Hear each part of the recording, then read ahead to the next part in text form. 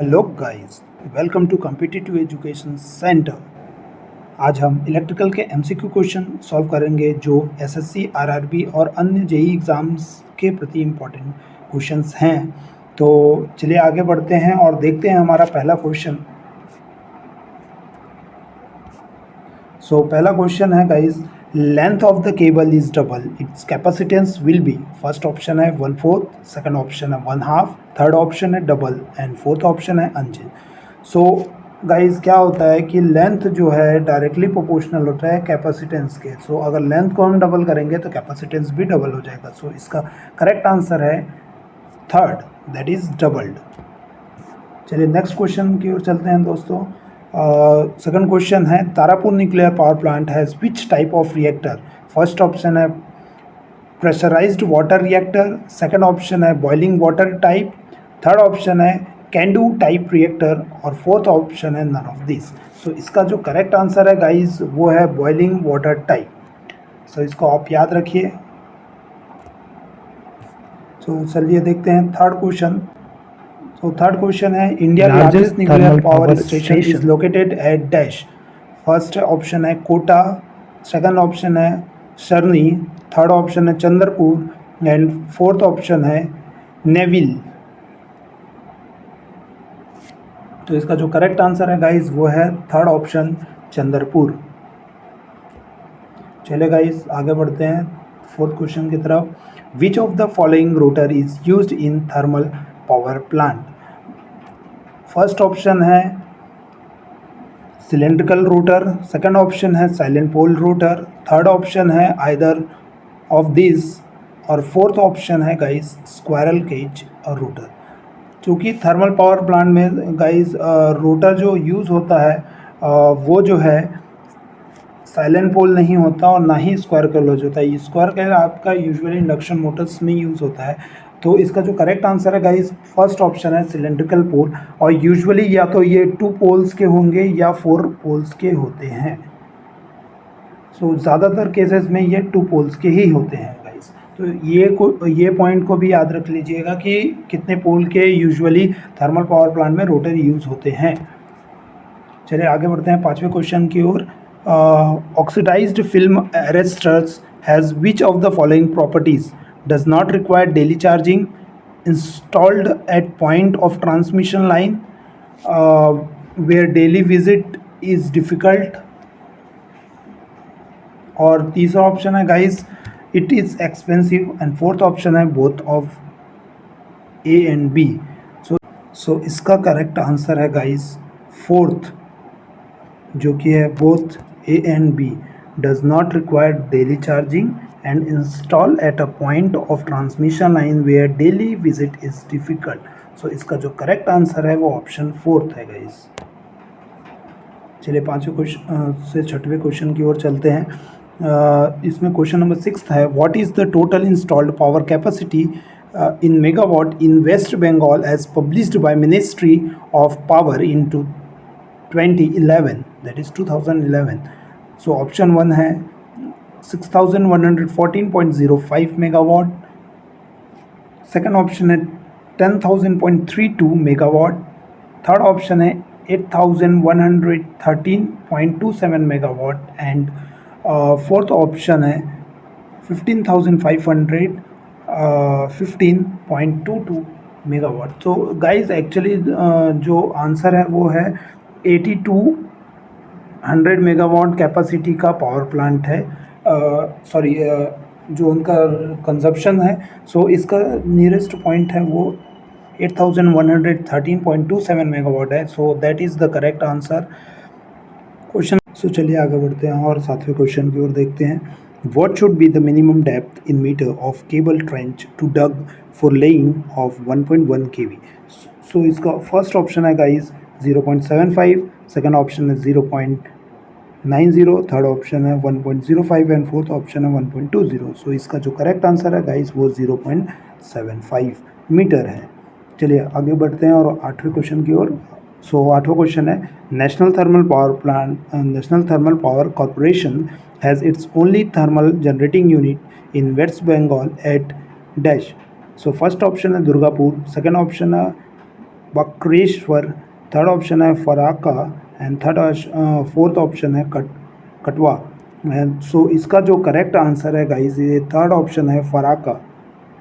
आप इसको याद कर लीजिएगा। और आपके यदि स्टेट में कोई थर्मल पावर प्लांट है या हाईएस्ट मेगावाट जनरेटिंग कोई थर्मल पावर प्लांट है तो उसको भी आप देख लीजिएगा। चलिए आगे बढ़ते हैं 9वें क्वेश्चन की ओर। सो नवा क्वेश्चन एक न्यूमेरिकल क्वेश्चन है जिसमें फॉल्ट करंट दिया हुआ है that is 2000 ampere, relay setting दी हुई है 50% पे एंड सीटी रेशियो दिया हुआ है 400/5। देन प्लग सेटिंग मल्टीप्लायर निकालना है हमको। और इसके लिए जो फॉर्मूला होता है गाइस वो होता है PSM होता है आपका fault current upon plug setting into सीटी रेशियो।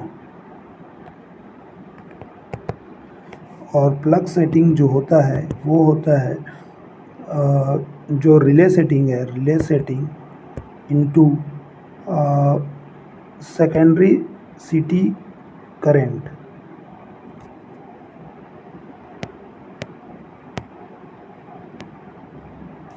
इनटू सेकेंडरी सीटी करंट। सो इसमें फॉर्मूले में रखते हैं गाइस तो ये आ जाएगा PSM का हो जाएगा फॉल्ट करंट आपका 2000 एम्पियर अपॉन 0.5, चूँकि परसेंट को कन्वर्ट करेंगे हम, इंटू 5 इंटू 400/5। और एक ज़ीरो यहाँ से कट जाए, सॉरी एक ज़ीरो ये पॉइंट को हटाने के लिए कट जाएगा। सो ये ज़ीरो और ये ज़ीरो कैंसिल हो जाएगा और ये हो जाएगा आपका 50 और ये 5 कटेगा तो ये हो जाएगा 10। सो इसका जो करेक्ट आंसर बनेगा गाइस वो ऑप्शन 1 होगा, दैट इज़ 10। PSM वैल्यू जो आया है हमारा सॉल्व करने के बाद वो 10 है गाइस। सो ये इसका करेक्ट आंसर है। चलिए 10वें क्वेश्चन की ओर आगे बढ़ते हैं हम। 10वां क्वेश्चन बोल रहा है कि Ferranti effect will not occur in which of the following transmission line. First long transmission line, second short transmission line, third medium transmission line and fourth is all the above. So इसका जो correct answer है guys वो है short transmission line के case में Ferranti effect नहीं होता। ये हम 5th सेमेस्टर में अपने पावर सिस्टम जो होता है उसमें पढ़ते हैं। चले गाइस अपन 11वें क्वेश्चन की ओर आगे बढ़ते हैं। 11वां क्वेश्चन है plug setting of relay can be altered by varying first air gap of the magnetic path, number of ampere turn, adjusting, तीसरा ऑप्शन है एडजस्टेबल बैकअप स्टॉप और फोर्थ ऑप्शन है नन ऑफ दिस। सो इसका जो correct answer है guys ampere turn को जब अपन rotate करते हैं तब इसका प्लग सेटिंग जो है चेंज होता है, अल्टर होता है, वेरी होता है। तो चलिए 12वें क्वेश्चन की ओर आगे चलते हैं गाइस। 12वां क्वेश्चन है galvanised steel is generally used as stray wire, earth wire, structural component, all the above. So ये जो गैल्वेनाइज्ड वायर है वो हमारे सारे ऑप्शंस को क्लैरिफाई करता है और सारे ऑप्शंस के लिए यूज़ होता है। स्ट्रे वायर के लिए भी यूज़ करते हैं, अर्थ वायर के लिए यूज़ करते हैं और स्ट्रक्चरल कंपोनेंट के लिए भी यूज़ करते हैं। सो चलिए 13वें क्वेश्चन की ओर आगे बढ़ते हैं गाइस। 13वां क्वेश्चन है अपना objective of the power system is test. First cost of electrical energy per kilowatt is to be minimum, second rated voltage and frequency has to be supplied to the consumer, and third option है both A and B, fourth option है neither 1 और 2। So guys हमारे लिए cost effective जो transmission है और जो हमारे तक पावर पहुंचता है वो कॉस्ट इफ़ेक्टिव होना चाहिए और वोल्टेज और फ्रिक्वेंसी जो हमारे सिस्टम के लिए डिज़ाइन किया है ऑल ओवर इंडिया में वो हमको चाहिए। सो ये इसके लिए जो ऑब्जेक्टिव है हमारे पावर सिस्टम का वो बोथ होगा 1 and 2। सो इसका जो करेक्ट आंसर है वो ऑप्शन 3। चलिए गाइस 14वें क्वेश्चन की ओर आगे बढ़ते हैं। तो 14 क्वेश्चन है, advantage of higher transmission voltage is. First option है power system capability, transmission lines is increased. Second option है transmission line losses are reduced. Area third option है area of cross section and volume of the conductor is reduced. And fourth option है all the above. So इसका जो correct answer है guys वो option fourth है, that is all the above. क्योंकि जब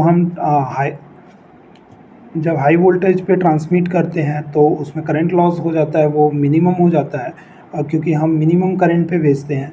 और चूँकि ट्रांसमिशन लाइन में करंट की वैल्यू कम हो जाती है, इसलिए लॉसेस जो है, हीट लॉसेस जो है, कम हो जाता है। और area of cross section and volume is reduce, क्योंकि हम अगर हाई करंट पे उसको ट्रांसमिट करेंगे तो हमको जो कंडक्टर है वो ज़्यादा मोटी करनी पड़ेगी। और जब हम हाई वोल्टेज पे करते हैं तो उसके कारण जो हमारे कंडक्टर की जो साइज़ है वो रिड्यूस हो जाती है। सो उसके कारण हमारा कॉस्ट भी बच जाता है। सो इसलिए ये हायर ट्रांसमिशन में फ़ायदेमंद है हमारे लिए। सो इसका करेक्ट आंसर है ऑप्शन 4। तो 15th क्वेश्चन की ओर आगे बढ़ते हैं और 15th क्वेश्चन बोलता है the main objective of electrical power transmission is: first, transmission system must be more efficient with minimum line loss. Second, voltage regulation of the transmission line must be zero or minimum. Third option है both 1 and 2 and fourth option है neither 1 और 2। सो इसका जो correct answer होगा guys, ये दोनों के लिए फ़ायदेमंद, मीन्स दोनों सिस्टम को इसको अच्छा होना चाहिए। जैसे ट्रांसमिशन लॉस जो है मिनिमम होना चाहिए और मोस्ट इफेक्टिव होना चाहिए, और voltage regulation of the transmission line must be zero और मिनिमम। सो ये ऑप्शन नंबर 3 जो है इसका करेक्ट है। सो आज के लिए बस इतना ही, और हम अगला स्लाइड पे और भी क्वेश्चंस सॉल्व करेंगे गाइस। आप हमारे साथ कंटिन्यू रहें हमारे कॉम्पिटिटिव एजुकेशन सेंटर के यूट्यूब चैनल पे। होप ये आपको अच्छा लगा होगा। अगर इसमें कोई भी डाउट है तो आप प्लीज़ कमेंट बॉक्स पे इसके लिए कमेंट कीजिए। हम कोशिश करेंगे आपको और अच्छे तरीके से समझा पाएँ। Thank you guys.